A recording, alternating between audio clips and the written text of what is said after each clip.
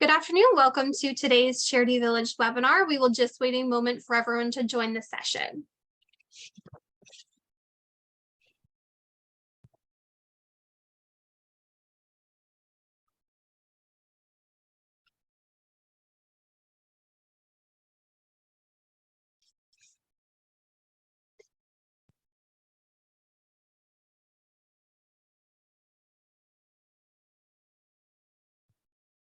Okay, we will get started. Welcome to today's Charity Village webinar. My name is Mercedes Marup, and I'm the Marketing and Communications Specialist with Charity Village. As we are gathering here on a virtual platform, it is important to acknowledge that each of us is joining this webinar from the ancestral or unceded lands of the Inuit, Métis, and First Nation people.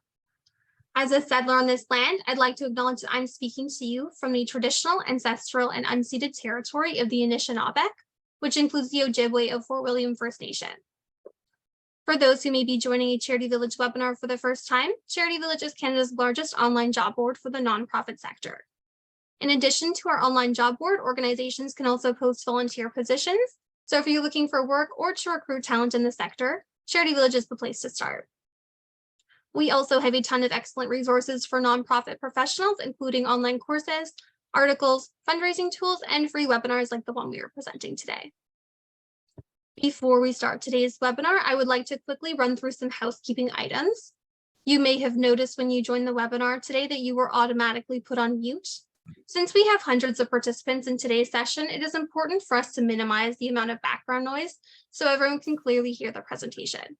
But you can still ask questions and make comments using the question box at the bottom of the Zoom control panel. Look for that at the bottom of your screen. We will be taking questions at the end of the webinar, so please submit your questions as you think of them, and we will do our best to get to as many as possible. You can also email your questions to webinars@charityvillage.com. If you happen to encounter any technical issues with the webinar, whether with viewing the presentation or with the audio, please let us know in the question box or by sending us an email. We will do our best to get any technical difficulties resolved as quickly as possible, but in a worst case scenario, please remember that we are recording today's webinar and we will send you the full recording by email tomorrow. So if you get called away or disconnected, you will still be able to view the full presentation. And with that, I'd like to welcome our presenters, Alicia Koster and Rob Luke from Allen Leigh Consulting. Hi, everyone. I do just want to acknowledge that Rob will be facilitating today on the traditional territory of the Anishinaabe, Mississaugas of the Credit First Nation peoples, and this is covered by Treaty 3. Thanks, Alicia, and welcome everyone. Thanks so much for joining us today for the 3 things every leader should know, practical insights for overcoming the retention crisis. Today, we're going to talk about a bunch of things. It's going to be a really practical workshop. And if you have any of the Q&As, please type them in. I facilitate for a living, so don't mind interruptions. Alicia is going to take any of the questions in the Q&A. She's going to interrupt me in between, not a problem. And so if they are bigger questions, we're going to leave them to the end. But really wanted to make this practical for you as leaders, individuals within organizations. We work a lot within the nonprofit sector. A big portion of our work is as well. And we're going to go through a couple of things today. We're going to set the stage about why we're talking about this. I know the Great Resignation has kind of come and gone a little bit, but it's still this turbulent time for talent, very turbulent time for organizations. Our work supporting several organizations across 16 different industries, a lot within the nonprofit, municipal government, associations. We have access to hundreds, if not thousands, of exit data and stay data, and also engagement surveys. And what we have done over the last 12 months, and we constantly look at, is what are the themes? And we actually position our programs and our trainings to those themes. And one of the things we saw is that there's a significant 3 trends, 3 things. There's 4, but there's really 3 accelerators that are absolutely critical for today's talent, which is keeping them engaged. And in times where money is tight, maybe resources are uncertain, where it's not just about increasing the dollar value, but what other things can we do to keep our talent engaged? We're going to have tools as well. I'm a big fan of tools for busy professionals, for busy managers, for busy directors. We'll be sharing that. We'll be covering some of them today, and then we'll be sharing them as follow-up as well. And we're really going to focus on these 3 accelerators, so 3 things, and some of these foundations, almost the right to play in this market, and really open it up to some Q&A as well.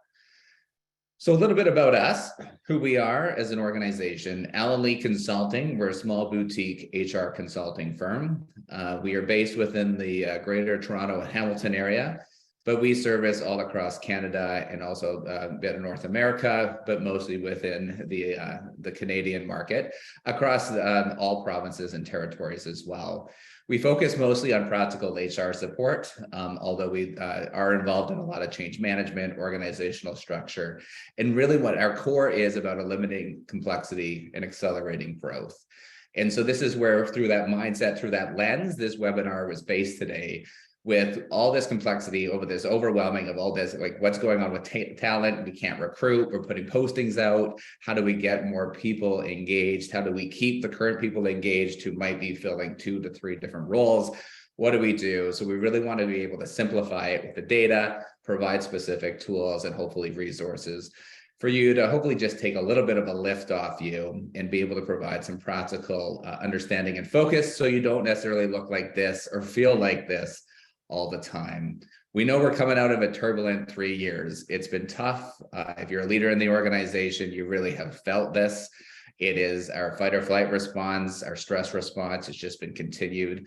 There's this feeling of exhaustion, right? The first 12 months of COVID and the pandemic was more of responsive mode, and now moving into kind of repair. And now we're going back to the scale. You would likely have heard of the Great Resignation. There's now the Great Termination. There is quiet quitting. No matter what happens, there's always these acronyms that we use, these metaphors that we use. But what we do know is that there's a lot of movement. There was a big movement, right, in September of last year and a bit before, where we saw a lot of people left organizations. The HRPA is saying that 80% more job vacancies than in 2019, and that was last year.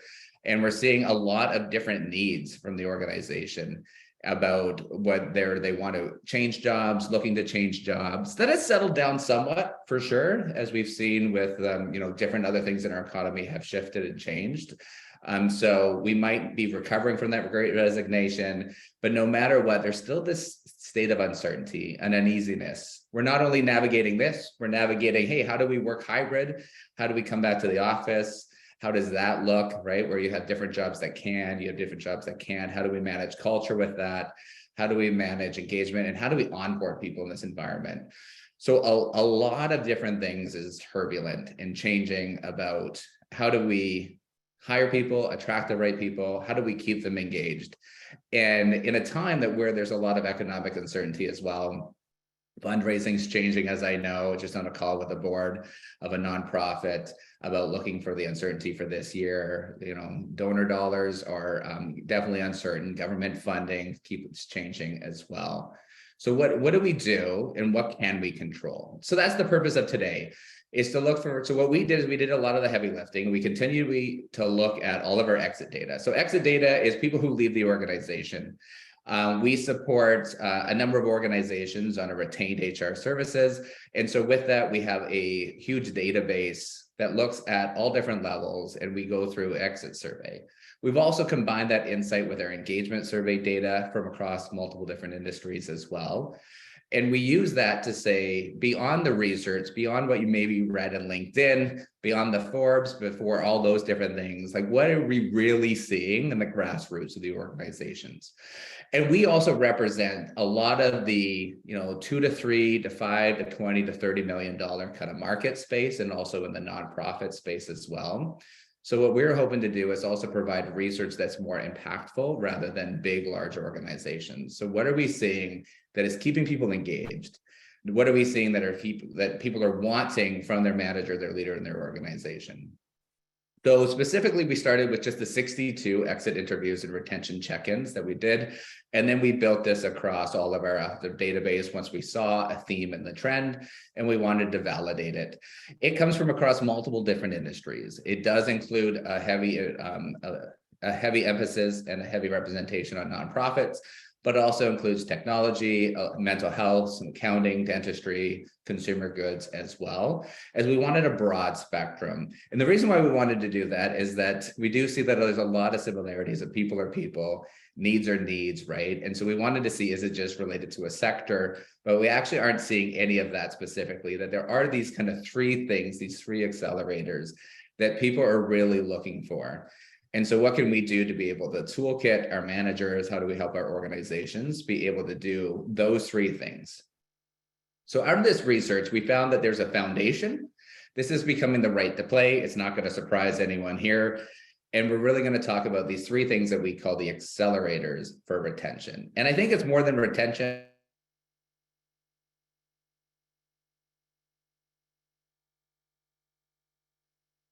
We may have just lost Rob, so please feel free to share your questions in the Q&A portion, just so that we have those at the end of the session, and then we will just wait for his Wi-Fi to kick back in. Alicia is sharing the slide deck though, so Alicia, maybe if you just wanted to scroll back a screen just so we can see some more data points or details that people may want to write down while we're just waiting for Rob to reconnect.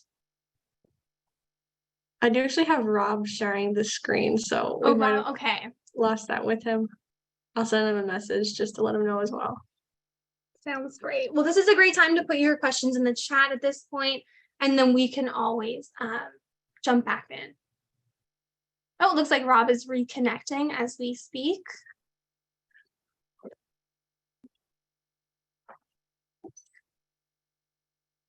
We'll just give him a moment to join. Probably went straight to the source there. Yes, exactly. Probably checking the router or something. So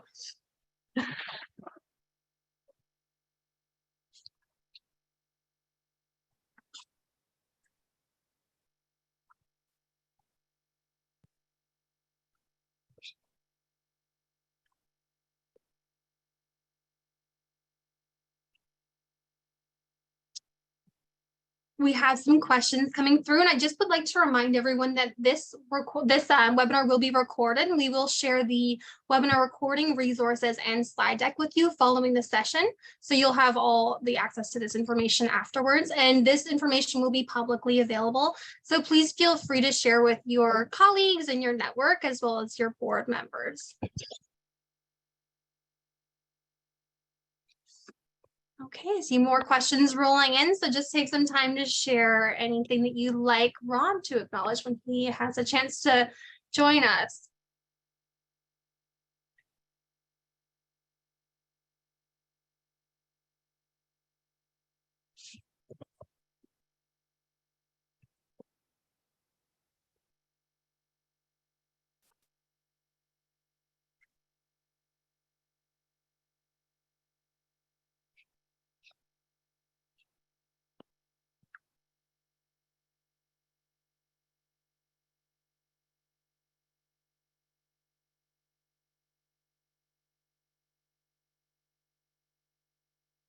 Alicia, in the chat, do you see any questions at this stage that you think would be great to address just while we wait for Rob to join?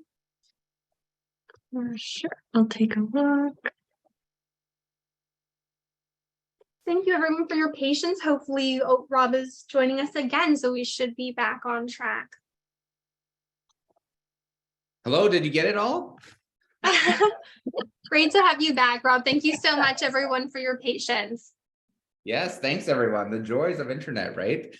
These days as well. Also moved to a different location, so hopefully that will stop from occurring in the future. So if you see a new background, changing spaces as well. Did you cover everything, Alicia, while I was away? Yeah, we finished the whole presentation. Perfect, perfect. So we want to go back to this idea of the foundation. So the foundation of the accelerators, definitely the basic need, of course, was this idea of flexibility. I think every organization has faced that, right? This idea of just, coming into the office and work from home has really opened up the idea that you can and need flexibility at work. Is definitely about work-life integration, not necessarily the work-life balance. That is what we are saying is the foundation, is that it's not even really now like a perk. It's almost this, like, if you're not having it, if there's no flexibility. Now, this isn't necessarily in office or at home. This is more about this integration. So some are saying, can I have flex time? Can I drop my kids off at 9, come in at 10? Can I take my first call in the car? So how do we move? It's what in the past we kind of talked about, like a results-oriented work environment. It's not just about being, in the seats in the office, and demand flexibility. So that is we see as the foundation. I don't think that's surprising to anyone. If you're posting for a role that needs to be in person, we're definitely seeing decrease of applicants and this request for, if it can be from home, at least the hybrid as well. So it's more about this integration that came across as that's like a baseline. That's what people are looking for, to have some kind of flexibility and balance. That's probably not a surprise to all of you. You're working out, how do you do that? What's fair? But the focus of today's workshop is beyond the work-life integration. It's about what can you as a direct manager, what can you as a direct leader do to really engage your team? So really at a practical level, things that we can't control. Organizational policies, budgets are allowed a lot, out of a lot of people's control. They sometimes sit with boards and executive directors. There's a lot of different things. And so we can, in the middle or senior levels, feel a little trapped, feel a little hopeless about what can we do if maybe we can't offer a big hybrid solution. Maybe we can't offer more compensation or perks at this time. What can we really do to help engage and attract in our team? And there was 3 things that became quite clear as to what we as direct leaders, managers, directors could do, and the culture that is required that people are looking for right now. So we're going to give a high level for each, and then we're going to spend a lot of time in kind of each area. And then we're going to throw it up for some Q&A as well, and throw some tools your way and kind of talk through some things. The first one is that relationships matter. And if I were to put this as an action item, it's like build rapport with your team. You've likely heard of it before. Gallup came out with it years ago, was that people lead managers, not organizations. That still seems to be loudly clear today, especially in our space, that it's the personal relationship with the manager. That's not the only thing that's going to keep people, but it's a huge part. When we looked at the exit data, it was quite clear. It was a rocky relationship with my manager. Didn't feel like they knew me personally, didn't know my name, my kids' names, like anything that was going on beyond that.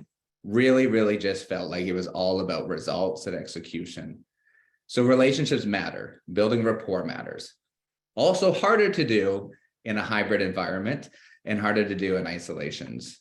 So number 1 is build rapport with your team, and relationships matter. Number 2 is this idea about this clear path for growth. The questions that came out is that I didn't see the next role, at least the next 12 to 18 months. I didn't feel like I was growing. I didn't feel like I was doing anything different. I wasn't feeling challenged. I was doing a lot of basic work. I didn't really feel like I was developing or growing in my role, and there was no path to do so. Now, we're not talking about the ambition is that they want to be the CEO next year, but we are talking, nor are we even just talking about career progression, but we are talking about is this idea of what am I working towards? How do I have this career growth? How do I just have development and growth? And what does that look like? Big asks, big asks.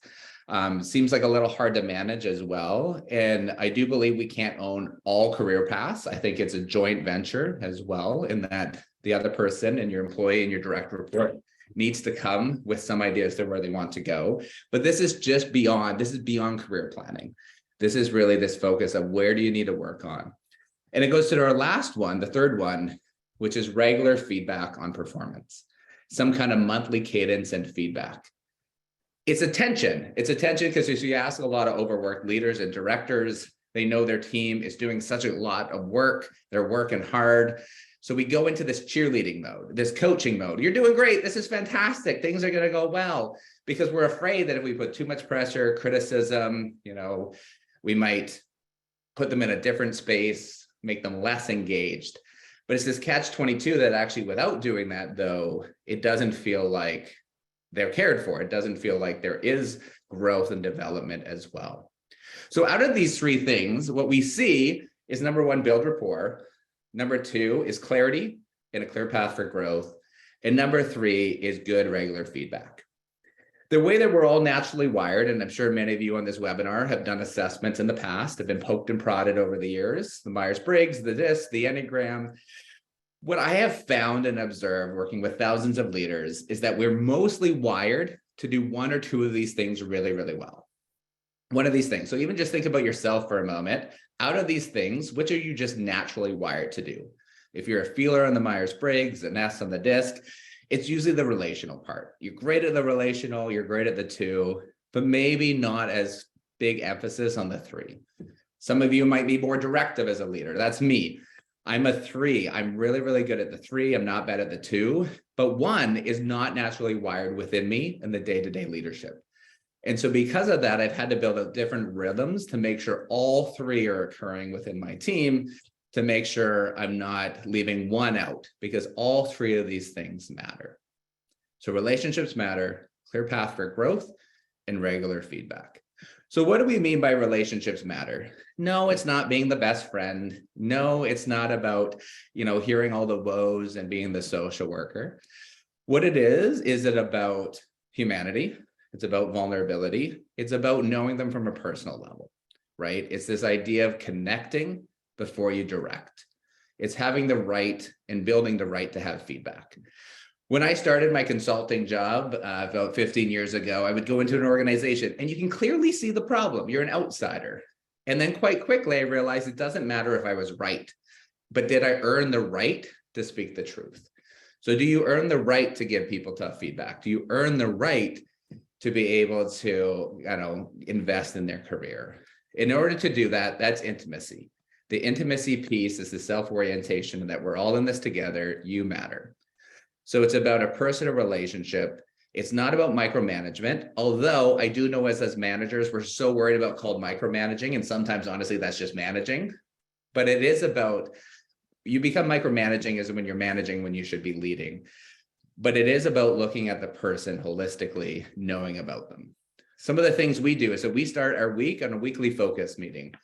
And in the weekly focus, I am a very achievement-driven person. Before we go around, we start with 2 things: wins from last week. And it has to be both personal and professional. And although I'm not naturally wired to do that, I have found it so satisfying because you start to learn, and it has to be a personal win as well, or even just a personal thing that went quite well last week. It's about starting off your meeting, number 1, wins, that we sometimes always think about what went wrong. But it's also about like what went well in the person's life. What is going on? What is Alicia cooking this week, right? Like Alicia loves cooking. Like I need to know that specifically about the person to ground ourselves. It's this connection piece. It's beyond the Slack channel. These are some of the things that came up, right? Is that there's the communication could be clearer. We feel intimidated from this direct speaking. And we just need to make sure that we're building this rapport for this trust, this intimacy piece. It'll look different for different people. Some people need more, of course, than others, but it's having this personal relationship. It's not about the buddy system. It's not about being best friends outside of work, that it can actually complicate things.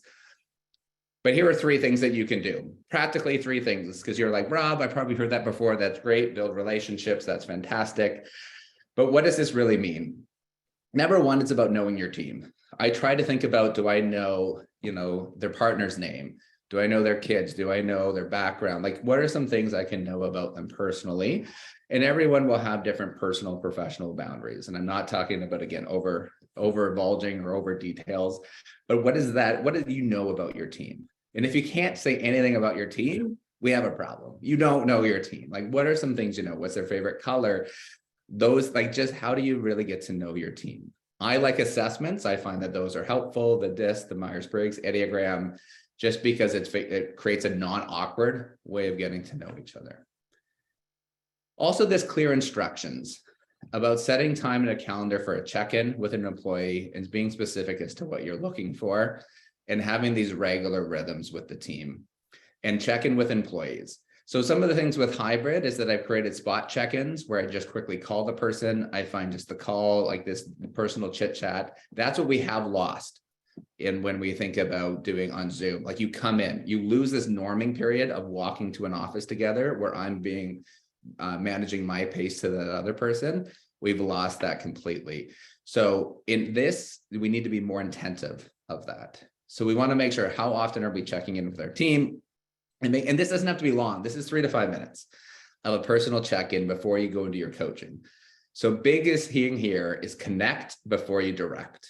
Connect before you direct is the baseline here to make sure we're building this foundation of relationship for a team that is healthy and quite strong. I have a story about that next. So if you think about your one-on-ones, now we're going to talk about one-on-ones in a moment. I do believe the purpose of the one-on-ones is they're going to be a little bit interesting, is about to be your opposite leadership self.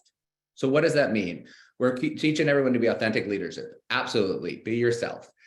But if you think of those three things, there's two things that you do well without even thinking about it, right? You just know you're in the groove, you do this all the time. I give good feedback. I'm a really, really good manager. I'm not the best leader when it comes to coaching. So I don't have my one-on-ones on Monday because I don't have a lot of empathy, to be honest. On Monday mornings, I'm a very focused, driven person. I got a lot to do. So my one-on-ones are purposely on Friday because I've got a lot out of my plate and I make it a priority. I come in as my opposite self, which is I'm a good manager. I want in the purpose of my one-on-one is to lean into that one of those three things that I'm not as good at, which is building the rapport and the coaching for growth. And so I actually do my one-on-ones on Fridays. I think minimally you should do a one-on-one monthly, bi-weekly is great. You don't want to do too much. One of the ways you can think about it is what we call the 4C approach to the one-on-one. So the 4C approach, Alicia and I had our one-on-one today because I am offsite tomorrow. So hopefully you did get some of my empathy today, Alicia. But so first this is this connect. So it's called the connection piece. How was your week? 10% of the time, just checking in. How was your week? What's going on? Then you do need to go into some kind of tactical because this is this one space. So this is this check-in piece is that before we even go into some coaching, to be honest, like we're all thinking about these things that are on our mind. So I want to get them out of the way. So the check-in then, so it's connect 10% of the time, greets the foundation. So this could be a half an hour, an hour, it doesn't matter. So 10% connect. Then it's the check-in. The check-in is how are things going, obstacles, challenges, what's on your list. Then I want to go into this coaching approach and I want to provide that this is either coaching, consulting. What are your problems? What are you facing? I really encourage the team to come with something they're thinking about. We try to keep track of it. So what are some things I've observed? And this is the space where I can provide feedback or coaching. And I can either coach up talent or manage down trouble in this space. But I want to do so much more thoughtfully as well, because it's harder to do it when you're in line in management. And then the last 10% is this kind of this feedback and this close. So we want to connect, check in, coach, and then consult and close. So build rapport with the team. Anything specifically come up, Alicia, about that? Yeah, so we had one question just come in. So how do you work with staff that are struggling with these kinds of work expectations and one-on-one check-ins because they've never experienced that type of supervision before? Right. So I think there's two things there. You've kind of combined two different things, which is the third one about the feedback, is that there's a difference between the one-on-one and a check-in, right? And a one-on-one in a meeting. I think that the one-on-ones, this is why you really keep it to, it's about growth and the development opportunity. If it is more about the check-in and the feedback, I try to keep those to a lot of group meetings or small group meetings as possible, or quick check-ins. So it's more tactical in the feedback, because you do want to treat your different talent differently depending on what they need. I do think the one-on-ones though become they're going to look differently for the different person as well. And I think though that as long as you are building this foundation of trust, and trust comes from credibility, you know your stuff as a leader, reliability. One of the things about reliability is that we cancel our one-on-ones too often. I think I move my one-on-ones sometimes, but if you're actually canceling your one-on-ones, you're showing it's not as important. And so I would say just do them. I think they're awkward at first. I also think my best one-on-ones is where people can be like, I don't know what I'm going to talk about. We could cancel. I don't cancel. And those have been my favorite one-on-ones because it actually takes us beyond kind of the tactical as well. But the third piece of trust, so it's credibility, reliability, and it's this intimacy piece. So I think it's just continuing to show up. And what you want to do is the reason why you want to have that rhythm is because when you need to have that rhythm, it's a shock. So if I've never had a one-on-one, if I've never given someone feedback, and all of a sudden something big happens, number one, I delay it. Has that ever happened to you, right? It gets bigger and bigger because you're like, oh, this is going to be like they're stressed. Oh my goodness, this is going to cause a big issue. So I delay the feedback. So it becomes bigger. You can also think about this in your life, like life partners, right? That happens, you delay it, it adds up to a bigger deal. And then so when we have it, neither of us have practiced this dance. Neither of us have practiced receiving feedback and giving feedback. So we want to do this on a regular basis. So we're actually building that rapport and we're building that rhythm and we're building that habit of actually doing that dance of feedback. And we'll talk about one of our favorite feedback models in a moment. Anything else, Alicia, before we go into the clear path for growth? We had quite a few, so I'll have to save some of them for the end. Um, but there was one about micromanaging, that keyword. So how can you continue to get past the staff feeling that you don't trust them or that you're micromanaging their work with this regular feedback? Yeah. So it's something called fly high, dive deep. So fly high, dive deep. So sometimes as leaders, we want to fly high. That's where we mostly want to be, right? Observing. So think of Google Earth, looking at the whole kind of province, the whole thing. But then you also got to dive deep to know that the work is getting done. And what we want to do is that we want to dive deep when someone's new to an organization. We also want to dive deep every once in a while. That's not micromanagement. That's your job, right? To get down there in the weeds to see what's going on. What's wrong, though, is that if everything's good, like this is a skip level meeting. This means I'm just going to hop into a meeting to see how things are going with a client. I'm just going to hop in. I'm going to dive deep. I'm going to go into like almost an audit. This month, I'm focusing on this. I'm focusing how we're filing. On this month, I'm focusing on the data. If everything's good, get the heck out of there. Fly high. So what micromanaging happens, though, is that when you're diving deep, when you should be flying high. So then we want to then get out and fly high if everything's good. If everything's not good, I'm going to come back and dive deep again and come back until it's correct as well. It gets, number one, if you're diving deep all the time, that is when you are suffocating and moving into micromanagement. If you're diving deeping and then going to get high, again, fly high, that is just management as well. And we want to be able to build that. Now, the reason is that number one, you got to build that trust first, which is that rapport. So the rapport is that I'm actually doing this because I care about you. And the second thing is that I'm actually doing it for your career growth, which is why we put this second. So the idea is that feedback just for the sake of feedback is irritating, right? How many of us love feedback, right? I know all of you on the call say yes, because you read a book once and we're all leaders, but it's tough. Right. And there's also things called drive-by feedback, where someone just gives you a feedback in a moment and it actually hits our fight or flight response. It hits that. And so some of us just crumble and accept feedback as, oh my goodness, I'm not a great person. Oh my goodness. Some of us are like me, that I can turn the feedback on you. I don't know if any of you are that skilled. I'm really good being like, oh, I didn't know we were talking about feedback today. Well, actually, I have some comments on you. So one of the things about feedback we're going to talk about is that actually creating the environment for feedback will reduce that fight or flight response. When we're doing it on the time, which is like drive-by feedback, where it's just in the moment, we want to be very careful of that, because in the moment, you're going to do it if they're going to cause a big issue. But if they're not, we want to address trends. If you're addressing every nitpicky thing, sometimes you just got to let it go. So next is this clear path for growth. Now, this can seem really, really big. I think the biggest thing is that we both co-own your growth. And I really wish I could keep you employed with my organization forever, but sometimes I can't. Sometimes I'm renting talent. My goal is to leave you better than I found you. And I really want to develop you for the amount I can. I wish I had $1 billion. I could have a role for everyone. I don't. But I need to leave you in a better place than I found you. And I want to see, in my short time with you, how can I make you grow? You might have ambitions that are beyond the role. You might have ambitions beyond the organization. But how do I support you in that growth path? So this is what people are looking for. So where am I going? And I think this is where feedback is tough, is that if feedback doesn't have a direction, it does feel like an irritation. But if feedback is built on, I already have a rapport with you, so I've earned the right? I care about you. You kind of know that I'm doing it for the right reason, even though it stings. You're not going to get that big of a reaction. But if it's also pointed for some, growth and development, not just the nitpicky thing, it's also better well received. It also allows us to say, what are we going to provide feedback on? Because sometimes we just give feedback on the silliest things, right? Just because it is something that irritates me. It shouldn't irritate me, but it's something that is just, where are we going to focus our feedback? And in order to focus our feedback, we do want to have some kind of a plan.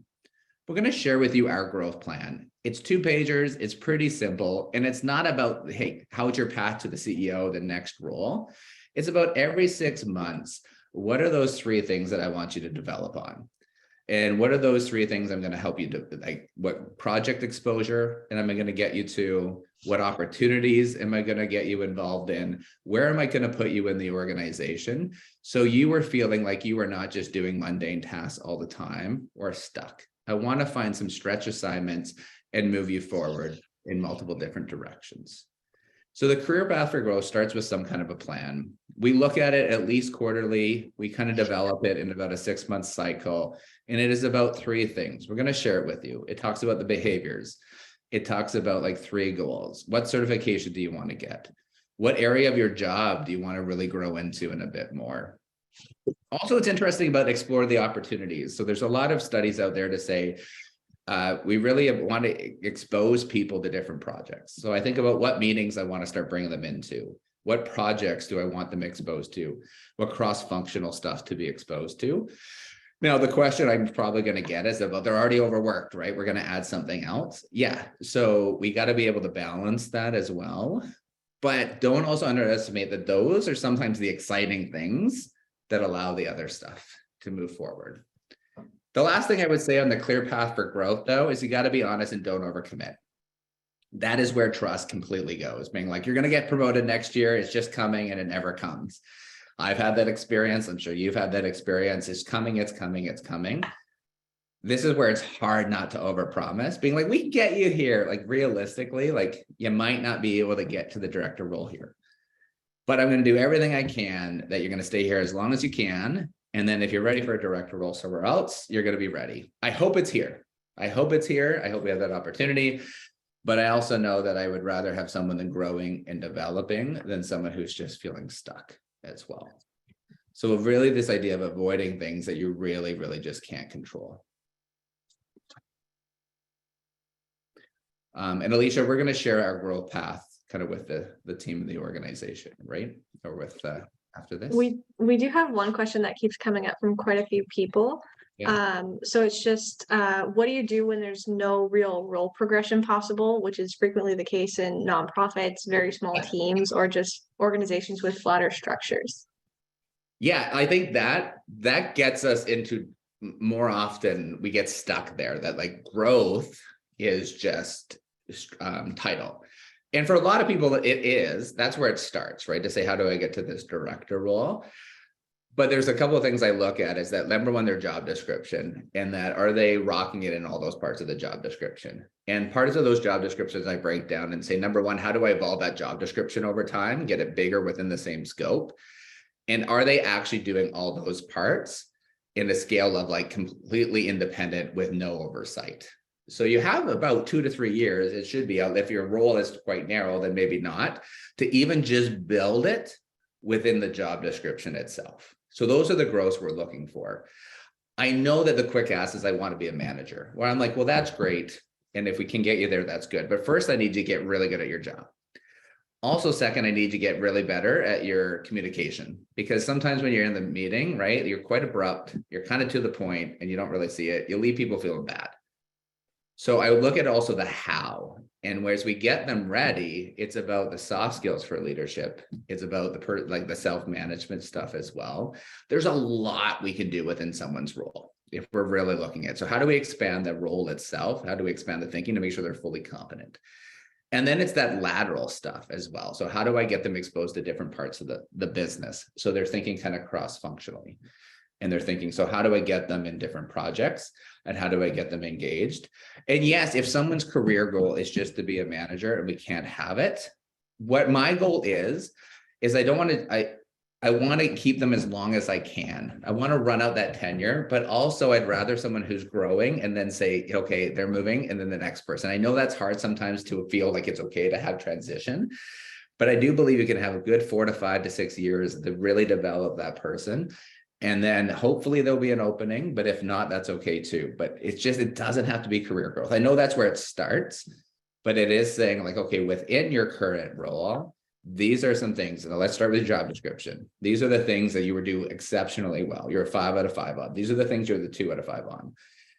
And then we also, when I think about role development too, I don't actually promote. If I look at this job description and this job description, I don't actually promote until they can do about 30% of that job, because I don't want them to start zero. So I start building them into some areas. That's the stretch, to say, I want you to start doing 30%, 40% of that job. So if it is ready, you're ready, right? You have 60% to learn rather than 40%. So you can start expanding it up as well as broadly. But it also is like a bit more of the honesty to say, how are they actually performing in the role today? Anything else there, Alicia? Most of it was about that. Let me take a quick look. Yes. The other questions about rapport that we could probably save for the end. Okay, great. And then regular feedback then is the last one. So a lot say in my workshops to say, number one, I'm really good at. I find that is a one. Number 90%, especially in nonprofit, mission-driven, organizational people, it's that mission. I really care about the person. Can turn management into social working, right, as well, rather than like, no, it's management here, but I build rapport. I really, really care about them. I'm actually quite good at growth. I know how to develop. I know how to coach. This part, it's a bit harder because it's feedback, right? And so if there's any of the three, it's the third one that I find most participants say is the one that they probably do with the least amount of skill set and kind of interest. And they would rather lead to the others. So here's the thing is that even your top talent, you want to get in a rhythm of tough feedback, of good feedback. And it's just regular. And we're going to give you a little bit of a flow to be able to kind of go through this. Because feedback in the right spots is actually really helpful. It is about growth. It is about development. It's not always just about, discipline as well. I find that when you get someone new to an organization, start there. You want to be able to have your one-on-ones early because you want to create feedback early. It's hard to start it when you need to do it. So we want to get in this rhythm that we both receive feedback. Some of us like feedback differently. Some of us like it a bit more soft, some more direct. I say I like it direct, but I really want you to soften it for me as well, because, I do want to be built up. There's some other types, right? They're just like, no, I want it direct and to the point. I asked my team, we do also a bunch of this, but I asked my team, what type of feedback do you want? How do you want to give that feedback, right? That is a very first question I ask, because we typically give our feedback how we want to receive feedback.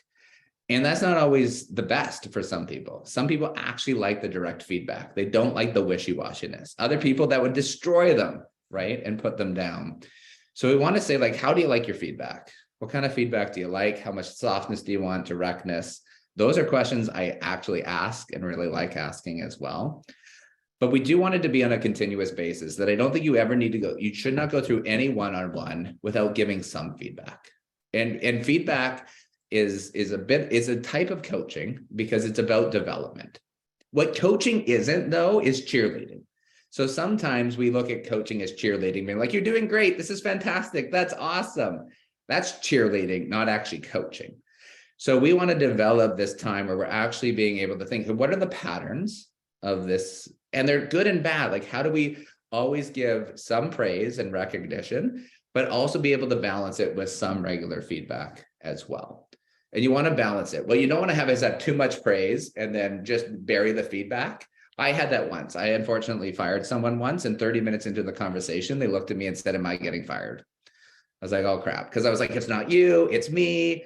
Like, you're going to do well. They're like, in this organization. I'm like, well, not in this organization, right? Like, we bury that feedback that they get confused and they don't even know what the messaging is. And in those situations, we really want to be able to balance it. Sometimes we need to go more feedback than positive as well, but we do want to have these regular rhythms. And that's why in that consulting piece of your one-on-ones, I really believe your one-on-ones are sacred space. And they're sacred space because it allows you to lean in, as I said, to your opposite leadership self to really kind of allow that space. Because feedback in line, I mean day-to-day, regular, is tough. It comes across hard. We're busy. But these are some of the real kind of comments we've had, is that number one, no real one-on-one meetings, don't really know what I was doing well or not good, easy to lose track of things, didn't feel like a lot of support. So it's this catch-22. It's kind of like accountability. I do appreciate that, where everyone wants accountability until you actually have accountability. I don't know if you've ever experienced that in your organizations. Same thing with feedback, right? Everyone says, I don't get enough feedback. And then when they get feedback, it stings a little bit. It will sting less if the approach is correct. It'll sting less if there's a relationship behind it. It'll sting less if there's growth tied to it as to this is where we're going. And it will sting less if we go about it in a specific and a scheduled manner. So one of the things when we think about feedback is really protect your scheduled one-on-ones. Minimum monthly to connect with people. It might look differently. It doesn't have to be structured. I work with manufacturing clients as well. It's about purposely connecting with that person once a month. It doesn't have to necessarily be in a sit down. It could be a coffee, but protect it. Protect it at all costs. Minimum monthly. Bi-weekly, I find it's quite good. New talent, I might do more weekly. If I can bring it into the organization, then I will bring it a bit more systematically. And I will if it needs to be broader, I will bring it into a meeting kind of context.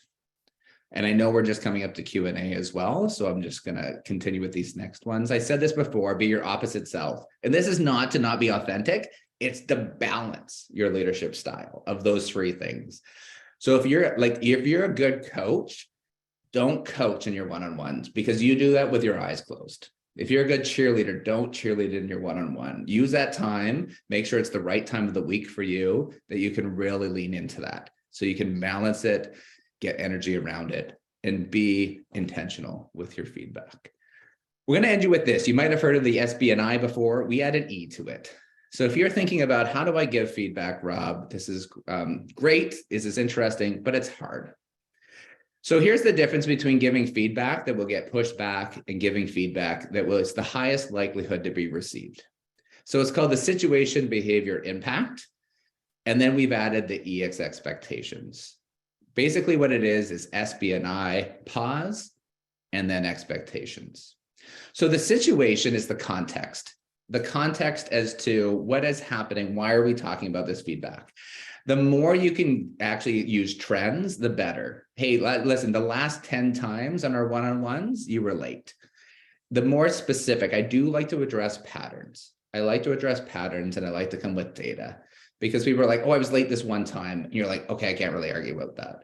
But if it's like 6 times in 10, I'm like, yeah, so it's the situation.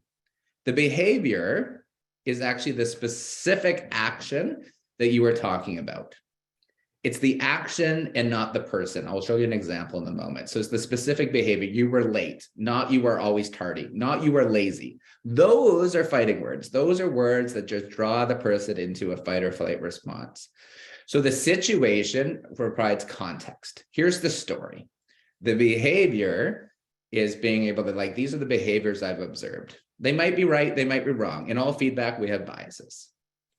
The impact is that I'm not sure you were aware of this, but this is how it was perceived. This is how, you providing me the presentation 5 minutes before I have to go into our ED or a board impacts us. I'm not ready. I'm stumbling. We're not going to get the financing, right? Anything. Then you pause and you allow the person to reflect, the person to talk, and then you end it with the expectations of kind of going forward. Clarify where you would like to go next. So here's an example here. So I want to talk to you about the last meeting. I noticed that you were on your phone or you discussed some marketing ideas. I liked your question about asking the social media agency to take on the tracking. There was a point in the meeting when Susan was talking and you were on your phone. So you see, it wasn't like there's a point where you're distracted. It was the behavior itself. So situation, and then here is the behavior. And I want to show you something here. I don't think you would really say this, but I actually put this here. So I don't think you would actually say rude. So don't say rude, right? Because that's but I'm not sure that if you realize this, but it came across as uninterested and kind of rude. The reason why I say this is I played around with this for a while, and I can actually say rude after I go the situation to behavior and not get a spiked response. That's how powerful starting with the context, starting with the patterns, and behavioralizing the feedback. Because number one, it doesn't personalize it. It's not blamey. It's not specific. It depersonalizes it, allows us to look at the problem at hand. And so I can actually say rude. If I said rude and just say, Alicia, you were rude on that meeting, I'm going to get a feedback being like, well, you know how tired I am, how much I'm working for it. Like all these things are going on. I have so many excuses. But I can actually say, here's the context. You might not have noticed this behavior. And I can actually say rude in this SB&I model. Then we create space. Like, what happened? Can you let me know? Like, oh, okay, someone was hurt. Okay, right? Okay, understand that. So next time it would be helpful to stay off your phone. This is the expectations to land the plane. Even if the topic doesn't impact you, that you stay engaged, even if you check your phone, excuse yourself for a few moments and then kind of come back. So really, when we're trying to talk about the feedback, we want to be able to think about it as the situation, behavior, and the impact. We're going to go to the Q&A for the last time together. This is a tool we're going to hand out. We have a tool and also an example. It's 90-day, it's a growth plan, it's a clarity tool. It shows you how to use it. You can please take it and tweak it. My favorite thing is when people take it and completely change it. Please share it with me though, because I love when people improve on our stuff. But it's a way for you and your team to actually have a document to kind of come back to as well. It's a 90-day clarity tool. It talks about the 3 performance areas, what success looks like, and what kind of training and exposure. So we're going to throw that out to you as one of our growth tools, and hopefully you'll be able to kind of go back and listen to the webinar as well, and we'll share those tools. So let's do some Q&A. So going through our 3 accelerators for the relationships matter, how do we find the right balance between establishing rapport and not letting the personal connection prevent someone from having a difficult conversation with honest feedback? So this is that one-on-one, really, like is that as long as you're always grounding in that regular rhythms, you will find that it'll force you out of that. So this is where like you have to have that one-on-one and feedback so you can be your opposite self. You can create that rapport where you're like, we're wearing multiple hats. Some of us are friends outside of work. That's great. That's rapport. But being able to have that one-on-one where we're actually being really, really objective with things as well, and actually forcing ourselves to start dancing with that tough feedback.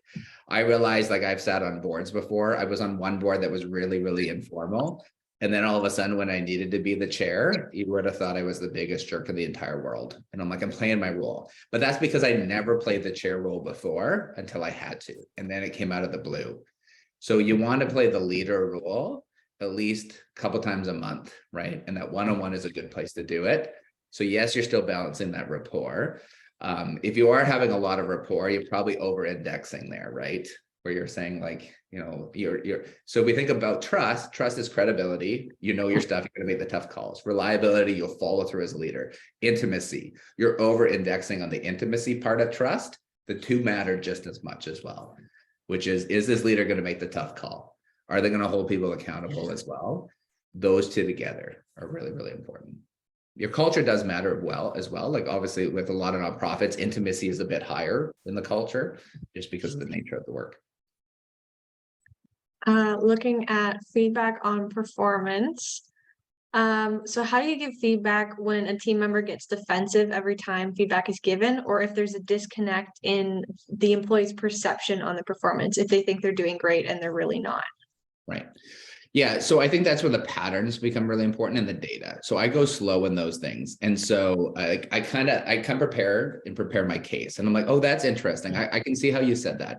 But this happened on this date. And so walk me through this. This happens on that date. So you actually get less emotional and you have to come prepared.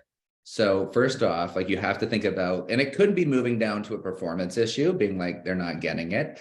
But my wife is also my business partner. There was a week a couple of years ago where everyone dropped the ball. And I'm like, I have an incompetent team, right? Alicia wasn't there at the time. And she's like, I'm sorry, Rob, but there's only one common denominator in that scenario, and that's you. I'm like, oh, you probably, no, I don't think so, but you're probably right. So we do have to start with saying like, how are we getting in this way? To decrease the defense, you just are calm and add the data. Being like, I thought like one of the common things is that you're late for meetings. Oh, I'm not late for meetings. Interesting. I went back to the data. I dove deep into your timesheet. You know, like someone saying I'm always overworked. I can't do that. Being like, okay, you know, I thought you'd say that. I thought that too. That was my first concern. I went to the time data and like, you're working 35, 36 hours. So like, unless those are wrong.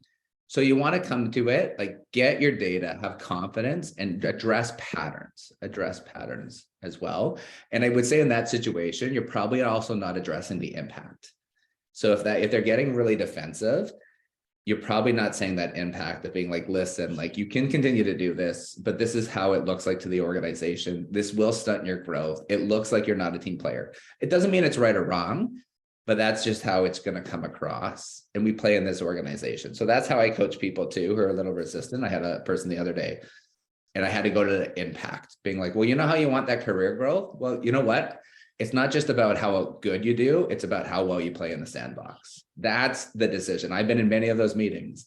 And the difference is that I totally could do the job, not sure people will like them. And guess what? You don't get the job. So I drove it to that impact piece. I think that's really important to drive back. And you're keeping an eye on time, right, Alicia? Because I am not. Yes, yeah, we're good. Another question is, when employers don't recognize or are not aware of the retention crisis, the value can kind of drop on their employees. So what should they do if their employer doesn't recognize the crisis and if they don't value their employees, which is causing them to leave? Yeah, I think so. I'm likely hearing that from a middle manager kind of role and perspective. So one thing on the middle manager is it's a tough spot. It's called the middle slide. We talk about in the middle that you caught between 2 points. And it's a feeling like the initial instinct is to feel like we're hopeless and I need to be the champion for culture change as well. I think you need to be a voice for that. I do think we also need to, be confident in being like, okay, but this is what we can do, because really people are going to stay because of their relationship with you. And these are these 3 things. And if you're doing these 3 things really, really well, then maybe, yeah, there are organizational things that can change. But there's probably of these 3 things that also you could continue to do. And that is a bit of the performance feedback, being able to do so. You also want to tie it into, just like if you're giving feedback to an individual, that they're busy, right? Like they're dealing with the crisis as the senior leadership as well. And you want to be able to use it in their words as well, rather than just saying people aren't happy, people aren't this. Like, what is the data to support this? What are we seeing that people are actually leaving is really important. But I think the best thing to do is really actually just start as to what you can control while providing some data up as well. And then to allow people to say, well, what do you want? So one of the things when I do culture change is that there's a lot of things like, this isn't working, this isn't working, this isn't working. And as the leader just takes on all those monkeys, right? Being like, oh my goodness, okay, I'll do this, I'll do this, all. And the one thing I say, well, what would make the biggest difference? And if they can't articulate it, that's a problem, because I'm like, I can champion that. So I think you as a leader need to go back and say, okay, so what is the 2 things I can say can make a difference? To say the culture's not good, that's easy. I understand it. I was there. I am there at times. But first off, what are you championing as a leader? So what do they actually really, really want? What do you think is going to make the difference? Be clear on that, and then champion that. Champion that about that. So just saying, because, we're already overwhelmed. So when your team comes and says, this isn't working, and it's not saying like, what are the solutions, but okay, what's the one thing we can champion? What's the one thing that'll work? And they might see things that are like, yeah, I want more money. Okay, that's probably not going to happen this year. I'm going to talk about it. But what's that other thing that we can do and we can change? We do only have about 2 minutes left, so this will probably be the last question. So in small organizations, especially nonprofits, people are required to wear multiple hats. 5 hats, often. right? Minimum. I think 5 or 6 so how can we support people that are experiencing burnout, including ourselves? Yeah. So, it's that mission side of you that makes you amazing. That heart and that boundaries is also the thing that also gets in your way, where everything's kind of important. You won't let things kind of fall and kind of to the point. I think we do, like, that is a tricky question that I'm not going to solve in 2 minutes, kind of for you as well. I think that, I've learned from a personal burnout that the organization still continues after I burnt out. I think we are very, very important. I think breaks are important because it gives us a bird's eye view. I just talked to a leader in a nonprofit yesterday, took, a 4-week vacation, came back, and she's like, why am I so worried about these little things? So perspective is important. When we're in it, we are getting stuck in that rut as well. And we kind of don't prioritize. You can't do it all. You're not a superhuman, although most of you are superhumans as a nonprofit, and the mission you can do as well. But I really think that the idea, you probably heard it before, that oxygen mask, right, is that like, if you're not healthy and staying well, then there's no one else to kind of be able to kind of survive after you. You are the number one most important part of the organization. It is the mid-level. It is the leaders. I think the front line is, but mid-level, I think is the hardest place to be, for sure, a lot of the times. in that I think it is looking at, the two biggest things that are the most important, and it's your core work and then it's your management piece. We get sucked into, we call this thing called the chasm when we look at your time in one of our programs, and we get stuck in support, which is helping other people solve their problems, and admin. And those are the two, they seem immediately gratifying, but those are the two least valuable things. The core, you should be spending, and the management, which is your one-on-ones and performance, 60% of your time. So first off, I would look at your calendar. And if there's a lot of white space that you don't book in, it'll get rocked. I can tell the effectiveness as a manager by that calendar.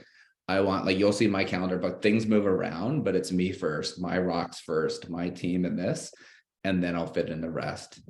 So first off, really go back to the time of your calendar, really get control of your calendar. It's the one thing you can control. Do we have time? Thank you, Rob. Good. Oh, yes. As we're closing in on the hour mark, I would just like to remind everyone that you will receive a copy of the webinar recording, including the Q&A portion. And Rob, we are happy to extend the session an extra 10 minutes if you are open to answering more questions. Yes, sure. I'm happy to. Perfect. Okay. Plus, you should take like a 10-minute break in between there with my internet problems. So in terms of retention, so what are some ways that we can increase staff retention when nonprofit organizations especially have made the decision to work remotely and their competitors are offering a hybrid, or sorry, when they're offering to work in person and their competitors offer hybrid work arrangements? So then, I think the one thing I look for is how can we offer some flexibility within that? Within even that remote arrangement, there has to be a good case for it. But I also work with a lot of organizations that have had to go back as well. I think it's for mission-driven organizations, it's really then focusing that on the mission, right? The value proposition that you do have as well. You will limit the scope that you have. You have people that are more local. I will start looking for more people who are local, who don't mind that as well. There are still people who want to go to work in an office. So that is one of the things I have observed, though, is that even in graphic design, I've had that's a role you can do. There are still those people who actually don't want to work at home. So, there is being there's still the people that actually want to go in. It will maybe decrease, your initial talent pool as well. But being able to then focus on flexibility, what you can offer is important. So even flexing on start time. So if we have to be in the office, can we still be flexible? I would really encourage the more we can be flexible, which is okay, you can do it. What are our core hours? Our core hours, let's say 10 to 3, you can just shift above and below, right? That's great. So if you can offer some flexibility, that's actually quite huge, kind of as a sell. And then I think it's hard to get buy-in for yourself, but if there's really a good case as to be in the office, then we got to sell that case too, because I do have a couple organizations where you just need to be in, because that is where kind of the action is as well. And hybrid is tough. What I have found, though, is that people who are experienced are doing okay hybrid. The early career talent, I'm honestly really worried about, because they're not getting and they don't even know that they're not getting the mentorship and the direct feedback, and they don't even know if they're struggling. And they're kind of sitting there at their home. And of course they want it, but I am worried about our early talent, is that it's kind of you have a doctor that's done it, online, hasn't actually been apprenticing. We are seeing that too. You don't even know, and you're waiting for them to ask, but they don't even know when to ask as well. So I also know that some organizations have really gone in and saying for the first 6 months, you're in the office because we really need to, and it's a development play. It's being able to do so. So trying to have a better story around that as well. And then also not to get defeated, because a lot are going back more and more as well. And you just then got to look at those organizations that that you're attracting, that have been in the entire time. Looking back again at feedback, when would be an appropriate time for managers to be the recipients of that feedback, whether from their peers or their direct reports themselves, especially in cases where the managers might not be living up to their own expectations? Ooh, that's a loaded question. There's some stuff there. like if we got to mirror it, like I do find feedback hard. I find it easier to give. I think I'm human, like most people. But if I'm willing to get it, give it, I need to be willing to receive it. And that is where I also use my one-on-ones and my quarterly reviews. In our performance review feedback process, it's both-sided. There's always a self-assessment that says, what can we as a leader do differently? What are we doing that's challenging and getting in your way? And I think that is just as important to do earlier on as well, that it's, you know, it's mirroring the behavior that you want to see. And so I think we do have to be open to the feedback as best as possible. And that is getting to know how we like our feedback and how we receive it. I don't think feedback's all true. So when I do 360s, I say, like you said, there's three ways you could deal with this. Number one is you take everything and you crumble. Number two is you say none of this is true. And then there's the third way, which is like feedback is biased, but let's listen. Is there any truth there? So what is kind of going on that I need to be aware of? So I don't take all feedback. What I'm trying to say is that I don't take all feedback the same. I take feedback from different talent, important, right? We had our HR roundtable at a client a little while ago, was tough feedback.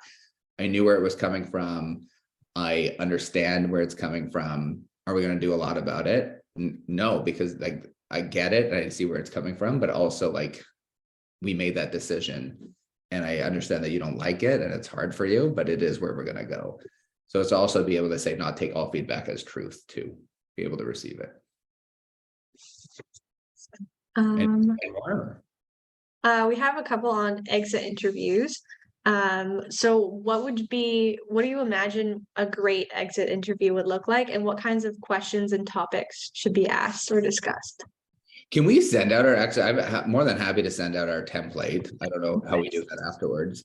But a couple of questions we do. So like, you know, the couple of things I want to know is like, was it as expected? What made you think of leaving? The one question is like, what was as expected? I kind of want to know, especially if they're within the first 6 months or year, like what was the biggest shock? I asked a question of what would the next person in the role need to know or maybe do differently, or you know, how could we support the next person in the role kind of moving forward? And then usually some kind of follow-up questions of like, what can we learn? What would have made you stay? I think are fair as well. I usually keep them to 3 to 4 kind of questions. And I am also really focused about learning for that next role too. Like, what did we kind of maybe miss? And, you know, and then there's also there's regrettable losses and non-regrettable. Non-regrettable, that's just like, we think it is time for both to grow. But I do exit interviews with everyone, usually 3 to 4 questions by person is great. But they do want to know like, what's it being used for? So if you don't have internal HR, that's fine, but it has to be like some kind of feedback tool that they want to know that if they're going to provide feedback, it's not just a play, just like any feedback, right? Like, are you really going to use this? So if you're not going to use it, then don't do exit surveys just because for the sake, like that's a good idea if you're not going to do it. I will say that it does decrease Glassdoor reviews because people do want to vent and get it out somewhere. And so, you know, it's just kind of like you go to a review at a restaurant, if the manager listens to you and talks to you, you're going to be less likely to go on social media and blast it. So for Glassdoor reviews too, it does decrease it for your branding. And you learn from it. Like, I think that's the learning. One that just came in, how often should we conduct performance reviews, and any general suggestions or thoughts about them? Oh, I have a lot of thoughts and suggestions about them. Maybe that should be another webinar at some point as well. You know, definitely once a year is really important. I know all the research is saying like more frequent and regular feedback is definitely more important. That's out of the assumption that we're good at giving feedback. And as you now know here today, we're not. Right. That's no surprising. About 10 years ago, it kind of was Deloitte came out and said, we're getting rid of performance reviews because they were so cumbersome. Not a lot of like ratings don't help. There shouldn't be tied to comp. So a couple of things we now know is that not having a formal process does not help, because we do need to create a space for your busy managers to actually have some kind of review. Minimum once a year. Don't try to overcommit and think you're going to do it 4 times. You're too busy. So once a year. I do like them to be consistent. So to move away from that anniversary date. So there is some kind of like better communication. 2 pages or less. Get away from ratings. Talk about like maybe having like, yeah, they exceed expectations, but get rid of that 1 to 5. I like to have a self-assessment that's sent out. I like to provide the managers with some feedback and maybe 4 to 5 what we call success factors in your organization that are critical. And what we want to do is separate your performance conversation from your comp conversation. Yes, it can be linked, but if the whole conversation is like we're talking about comp today, that's all I'm listening about. And it doesn't provide any feedback. And so we do like to link them about maybe 4 weeks apart, but first it's just performance feedback and then the comp. So minimum once a year is really, really important. Regular feedback, of course, is key. And that's where your one-on-ones can be. Okay. Thank you, Rob and Alicia. We really appreciate you taking the time to present today and also take the extended Q&A portion. But do you happen to have any final questions before we sign off today? I think all the questions that came in, we pretty much covered everything in a general sense, at least. Any comments that you'd like to say for our audience before we sign off? No, I just think like, just really kind of take a breath, take care of yourself. It's also being able to see that you're among peers that are also going through this. I think we want to be able to show this and really kind of focus on those things that you can do. And it's so easy right now to figure out like we're kind of floating. Focus on those 3 things. And out of those 3 things, really reflect of building rapport, being clarity and giving growth feedback, and then feedback, a growth plan. What are those 1 things that you don't do as much, and focus on that, because that will be a huge game changer for your team and your leadership. Great, thank you. And I would just like to remind everyone that you will receive a follow-up email tomorrow with a link to the webinar recording and the resources that were mentioned during the session. So please feel free to share this link with your colleagues. And the email will also include a survey link, which you can fill out with your feedback on today's webinar. You should see a survey link pop up right here in Zoom following the session as well. On behalf of Charity Village, thank you so much for joining us today, and I wish you all a wonderful rest of your day.